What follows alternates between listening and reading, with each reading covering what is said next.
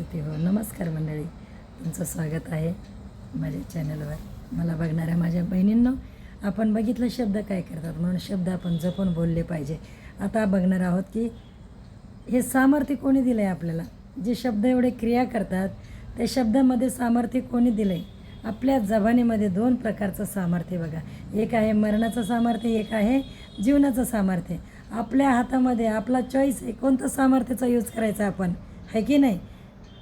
मरणाचं सामर्थ्य का जीवन देणारं सामर्थ्य. त्या गोष्टी बोलायच्या आपल्याला ज्या पाहिजे त्या, ज्या नको आहेत त्या गोष्टी बोलायच्या नाही आपल्या तोंडून. ओके. और शब्द क्रिया करणारे शब्द आहेत. शब्दामध्ये ताकद आहे प्रियांनो. परमेश्वराने सृष्टीची निर्मिती शब्दाने केलेली आहे.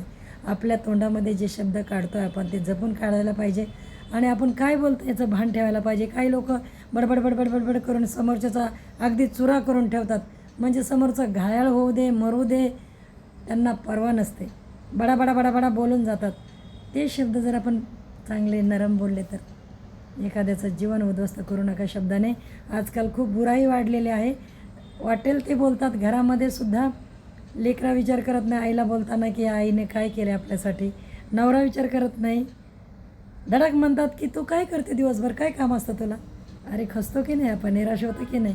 अरे तेच शब्द चांगले वापरा. एक दुसऱ्याला हिंमत येईल. जर बायको म्हणते की माझा नवरा दिवसभर कष्ट करतो बाहेर जाऊन, तर तुम्हीसुद्धा तिला तेवढंच रिस्पेक्ट द्या की हां तुझा पण तेवढाच रोल आहे, तू पण घर सांभाळतेस की. एवढं बोललं तर किती छान वाटेल, अजून उत्साह वाढेल. बघा माझ्या कितीतरी बहिणी नाराज आहेत. असे लोक कठोर शब्द वापरतात आणि जीवन खराब करतात बायकांचं. सुधरा. बायको तुमच्या जीवनात सर्व काही असते, देवाने दिलेली असते.